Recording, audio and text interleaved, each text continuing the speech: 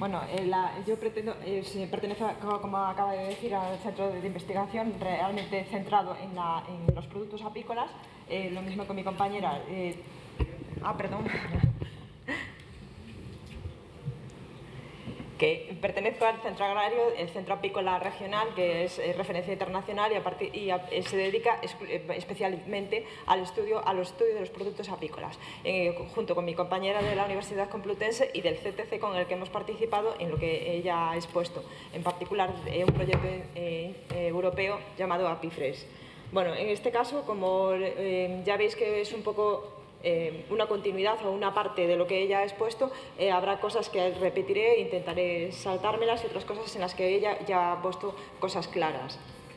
Yo me voy a centrar en las propiedades antioxidantes de los productos de la colmena, voy a pasar un poco del polen apícola, que ya ha sido tratado, y me voy a centrar en la miel fundamentalmente. Bueno, los productos de la colmena fundamentalmente son la miel, el polen, el jalea real y los propóleos.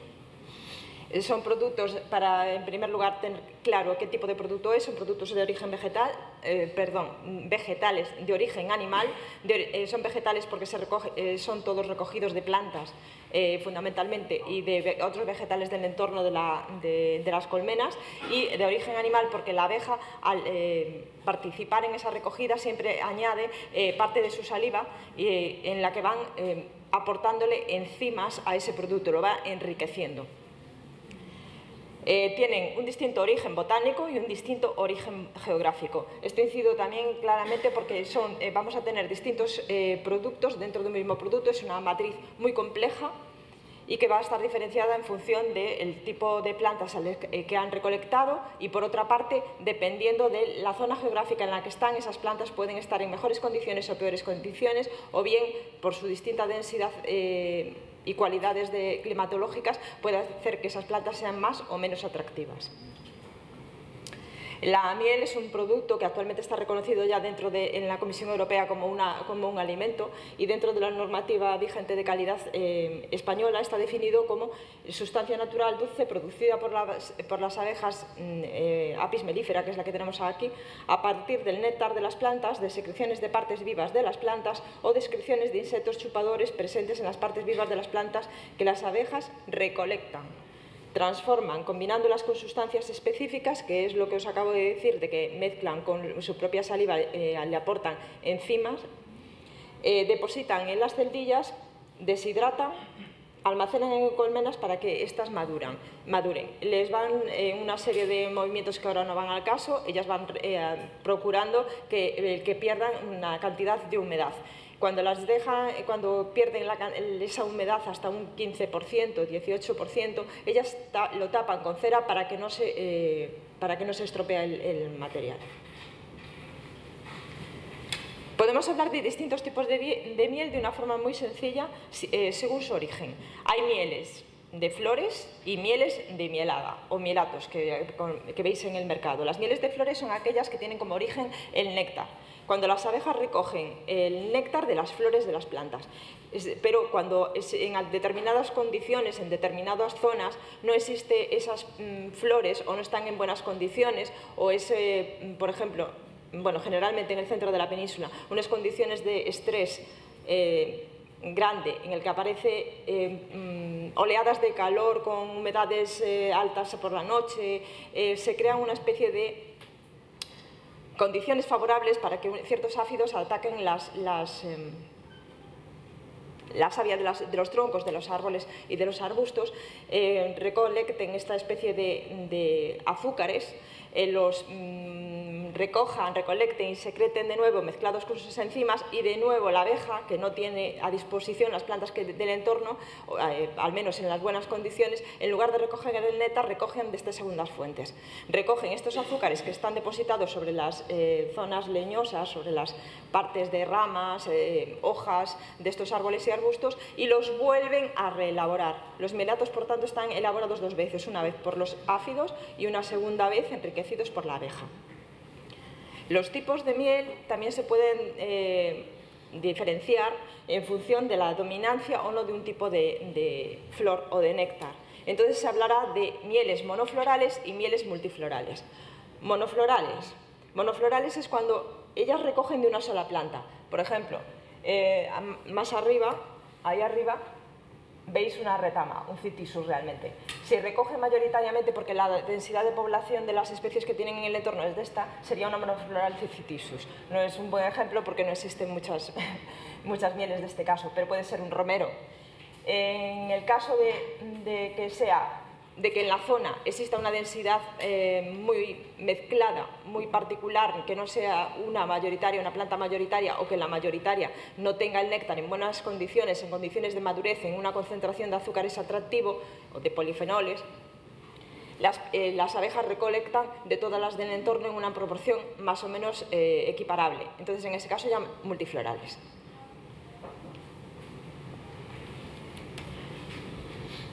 Quiero incidir en que la miel no es que la abeja solamente vaya a recoger néctar de una sola planta. La abeja tiene una serie de preferencias, una serie de preferencias vegetales, sobre unas especies sobre otras, por las cualidades, porque le aporta una determinada concentración de azúcares en su néctar, porque tiene una determinada concentración de polifenoles, por la causa X, ellas tienen unas preferencias que además está viéndose que también depende de la variedad de abeja, del linaje de abeja. Tienen distintas preferencias por distintas plantas. Aparte, les incumbe en la densidad de la especie en la zona. Si está en mayor densidad esa planta, aparte de ser preferente, recogerán mayoritariamente de esa planta. Recordar que estoy diciendo todo el tiempo mayoritariamente. También interviene el periodo de floración. Por muy densa que tengamos una especie en un momento determinado, si en ese momento está lloviendo o la abeja no tiene el ciclo adecuado para salir y pecorear y recoger ese néctar, esa planta, da igual que sea muy densa en la zona, no va a coincidir con el periodo de recolección, no se va a recoger el periodo de floración de esa planta, no es oportuna para la abeja y no va a tenerlo. Por ejemplo, os pongo el caso del romero, que está en toda España. El romero está en toda España y tiene una época de floración más amplia o menos amplia dependiendo de las zonas. Las condiciones climatológicas van a hacer, por una parte, que tenga una concentración de azúcares superior o no, en función de la temperatura. Que esa concentración de azúcares también en función de la humedad, que tenga un estrés de temperaturas y humedad determinada, o que al revés esté como lo que llamamos vulgarmente en el mundo de la apicultura, que esté lavado, un néctar lavado, tenga exceso de humedad. Para la abeja no tiene el mismo atractivo. Entonces, en zonas, más zonas eurosiberianas, más zonas hacia el norte o incluso hacia los litorales, la miel del romero no se produce tanto como en el centro de la península. Pero no es porque no exista el romero. La amplitud del periodo de floración, pues lo mismo, si una planta tiene 15 días de floración, es muy difícil que tú recojas una miel de ese tipo de monofloral, de esa planta. Es muy difícil. Sin embargo, si la amplitud del periodo es de 2-3 meses, es muy fácil que tú consigas una monofloral de ese tipo en particular, sea de cantueso, sea de romero, sea de espliego, sea de lo que sea. Y las condiciones climatológicas, que las estoy explicando más o menos a la par. ¿Por qué os estoy diciendo todo el tiempo que incido en que la mayoría del néctar que va a recoger es por una planta, por las condiciones de una planta, por las condiciones climatológicas sobre esa planta? Pues porque la abeja lo que hace es no solamente recoger néctar de una planta, sino de todas las que tiene en el entorno, con mayor preferencia sobre una o dos, pero el resto también son recolectadas. Todas las plantas que tienen un interés nectarífero van a ser visitadas por la abeja. Esto es lo que define, en función de esto definimos el tipo de monofloralidad. Si decimos que tenemos néctares de muchos tipos, ¿cómo demonios decimos que es la monofloralidad, una miel monofloral de un tipo determinado? Pues según la carga mayoritaria de un tipo de néctares o de otros. ¿Cómo determinamos los néctares? Pues muy sencillo, porque cada planta tiene un elemento que es el polen. El polen es como el carnet de identidad de la planta. Entonces, cuando nos aparece representado en el sedimento de la miel que nosotros estudiamos o analizamos un tipo de polen, es que esa planta estaba en esa zona y ha sido visitada por la abeja. Hasta ahí, bien. Tenemos X plantas que han sido visitadas por la abeja. Estamos en una zona determinada. Las preferencias de la abeja significan que van a aparecer representados esos pólenes en mayor o menor proporción. Si ha sido visitada más veces, la proporción de pólenes de ese taxón aparecerá mucho más abundante, será mucho más elevado. Os pongo aquí un ejemplo de una miel de romero, precisamente la denominación de origen miel de la Alcarria. En este caso, veis, para que quede más claro de lo que os estoy contando, es que un montón de plantas son visitadas por la abeja. Todas estas están en el mismo sedimento de la misma miel.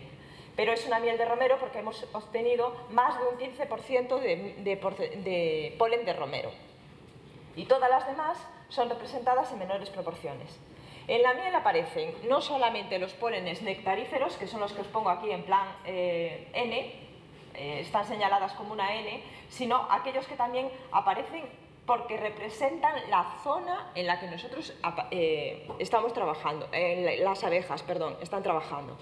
Los pólenes pueden ser, aparecen accidentalmente este tipo de pólenes que son poliníferas y que recogen sencillamente para lo que hablaba mi compañera de las pelotas de polen, para el valor proteico y no para el néctar, y que hacen ahí, pues entran de una forma secundaria. La abeja visita varias plantas. En ella, en su propio cuerpo, van a ir de un lado a otro los pólenes de esas plantas, pero de esas plantas donde ella está.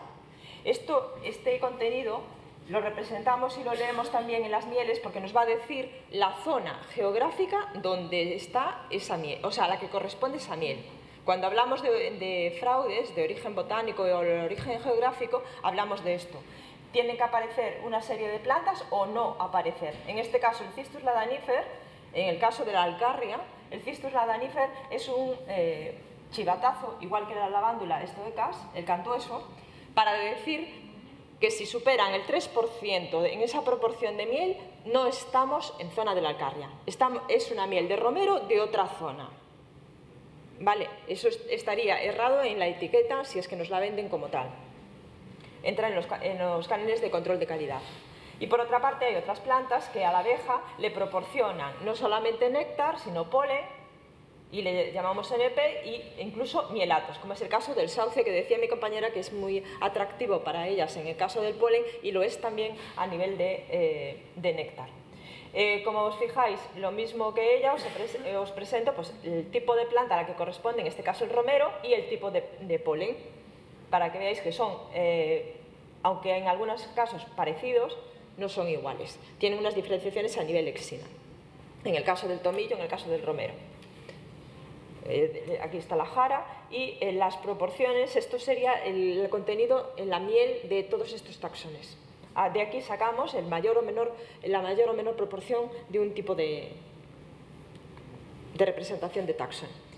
De este modo, con las distintas composiciones, el distinto origen botánico, lo que nosotros tenemos en las mieles es una cantidad de colores variado que va desde el negro, prácticamente, sobre todo en mielatos y castaños de determinadas zonas. Por ejemplo, el castaño de Extremadura es totalmente negro, el de Galicia es más así un color marrón oscuro, y el caso de los mielatos. Os pongo aquí un ejemplo que podría corresponder a estos colores determinados.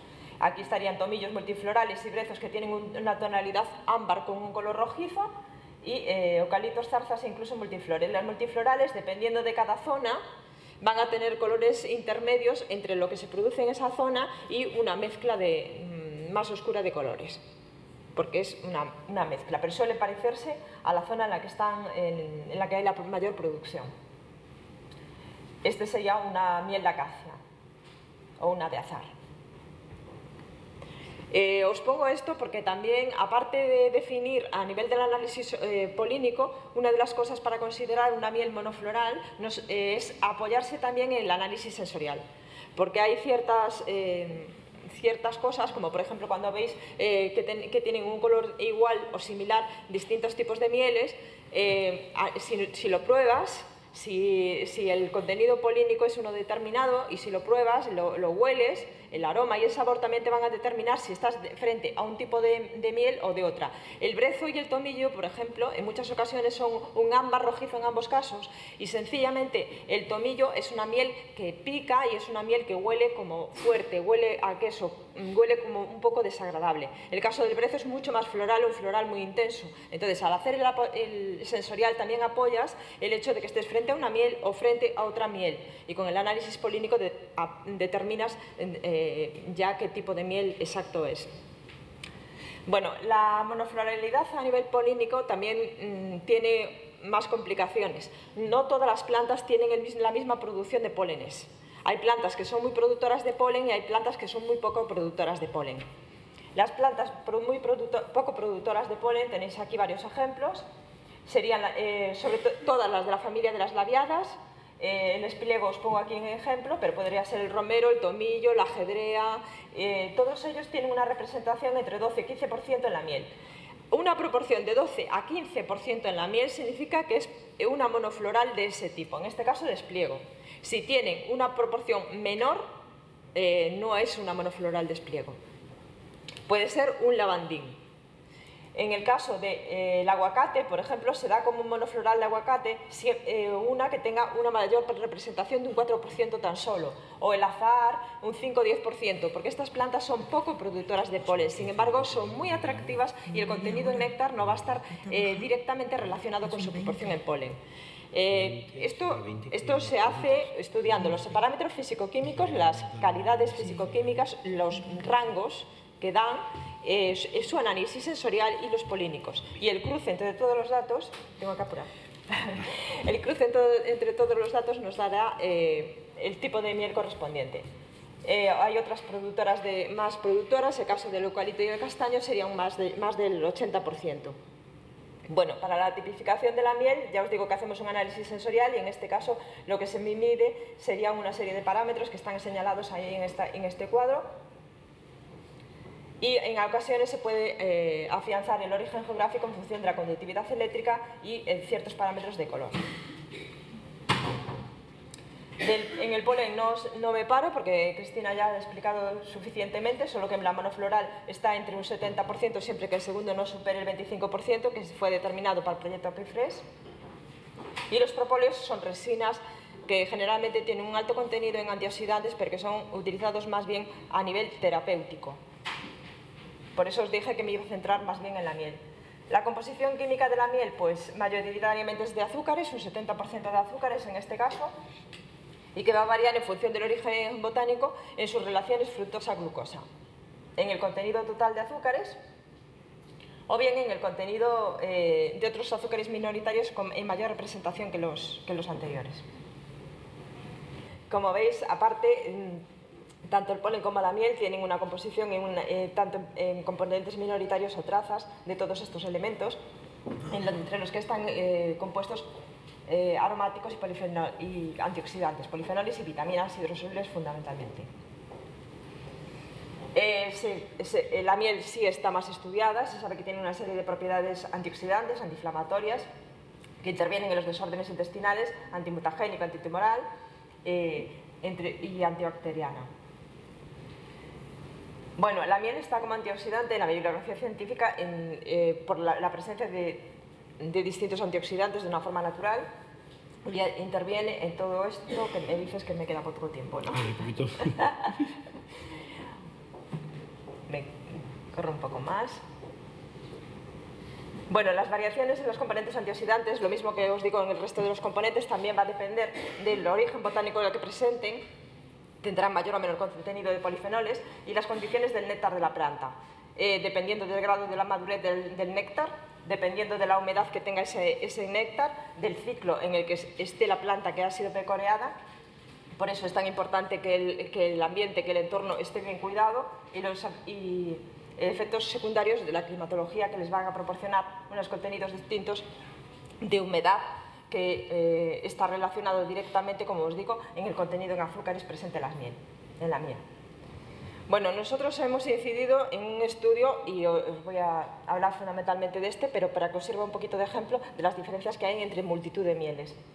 La vitamina C es uno de los antioxidantes más representado, más abundante en las mieles, que como veis aquí abajo, en el kiwi está en 59 miligramos por 100 gramos, en el perejil en 190 miligramos por 100 gramos. En el caso de las mieles, que tengo varios tipos de mieles, el romero, el espliego, tomillo, etcétera, etcétera, de la zona de Castilla-La Mancha fundamentalmente, la miel de tomillo destaca y alcanza una media de 100 miligramos por 100 gramos. O sea que está en los patrones entre el kiwi y el perejil, a este punto. Existen distintas, esto también me gustaría que estuviera en la cabeza de todos. Si haces una revisión de la bibliografía, ves que el contenido en vitamina C varía entre 0 y 311 miligramos por 100 gramos. Es una disparidad de datos impresionante. Hay que tener en cuenta que la miel es un producto que no se conserva indefinidamente. Al menos algunos de los parámetros, como dijo mi compañera, son termolábiles o se van perdiendo con el tiempo. Entonces, en este caso, hay que ver si esa miel analizada era de cosecha reciente, en qué condiciones de almacenaje había estado, etcétera, etcétera. Esto nos va a remarcar y a lo mejor va a reducir ciertos datos que no son los adecuados y que están en la bibliografía. En el caso de otros componentes antioxidantes, en el caso de los polifenoles, pues pasa lo mismo. Pasa lo mismo. El tomillo y el castaño tienen unos altos valores de 120 miligramos por cada 100 gramos. La capacidad antioxidante medida en ppH vuelve a ocurrir lo mismo. Las mieles de tomillo y de castaño tienen un contenido muchísimo más elevado. Todos son mieles y, sin embargo, esas proporciones de polifenoles y vitaminas nos dan unas cualidades distintas, unas capacidades distintas, de forma que en este cuadro, que intentaba ser un resumen de lo que acabamos de ver en vitamina C, polifenoles y capacidad antioxidante, veis el reflejo de una miel, la miel de tomillo, en este caso de las mieles españolas, uno de los más abundantes, de las principales producciones que tienen tanto en vitamina C como polifenoles su valor más alto. Hay otras, como por ejemplo el castaño, que lo que da su capacidad antioxidante más alta son el contenido en polifenoles y no exactamente en vitamina C. En este caso también estudiamos el contenido en vitamina B. En vitamina B, y aquí os he puesto 3 ejemplos nada más. La miel de romero, la miel de espliego y la miel de mielato. O sea, el mielato. Y en este caso, mielato de encina. En este caso, veis que también las proporciones, no solamente las proporciones varían, sino el contenido de las distintas vitaminas. A ver, las vitaminas B, si vais a la tabla de ingesta diaria recomendada, veis que realmente es un alimento, o sea, un componente que nosotros necesitamos de una forma en plan traza, sencillamente. Si comparamos lo mismo que he hecho con la vitamina C, el caso de muchas vitaminas, de muchos tipos de vitamina B, del grupo de las vitaminas B, vemos que también puede ser considerada como una fuente de vitaminas. Una miel de un tipo determinado, fuente de vitamina, pues de la vitamina B, de lo que sea, el tipo de miel X. Vale, vale, ya he acabado. La variación de la calidad de la miel es muy importante, y os acabo de empezar a decir, el hecho de que estén en unas condiciones o en otras condiciones la miel. La miel va envejeciendo. La miel tiene dos puntos importantes a su favor, y es que tanto la concentración de azúcares como el pH que presentan le da una estabilidad a lo largo de mucho tiempo, Si no está frente a una fuente de calor intensa, frente al, o sea, en un escaparate al sol, etcétera, etcétera, puede conservarse a lo largo de muchos años y con la mayor parte de sus actividades, sin ningún problema y sin mayor grado de conservación. Sin embargo, nosotros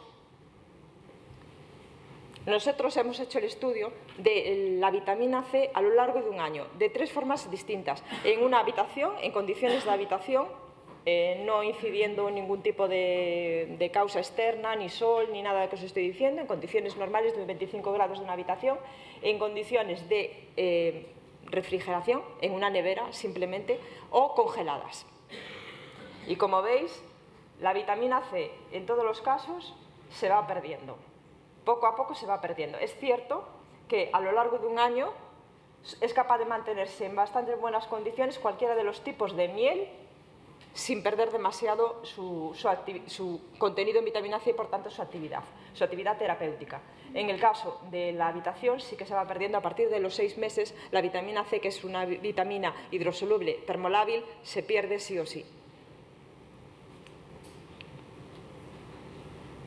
Entonces, pues lo mismo que decía mi compañera, una de las cosas que hay que tener en cuenta es que los efectos, sus actividades antioxidantes, antibacterianas y terapéuticas en general, hay que tener en cuenta cuáles son las condiciones de conservación y las condiciones de partida de la miel que tenemos delante.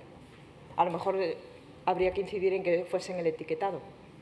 El tiempo no solamente de recolección, porque sabéis que la miel, por esas condiciones que yo acabo de decir de estabilidad, lleva una fecha de consumo preferente, no de caducidad. Y muchas gracias. Muy bien. Bueno.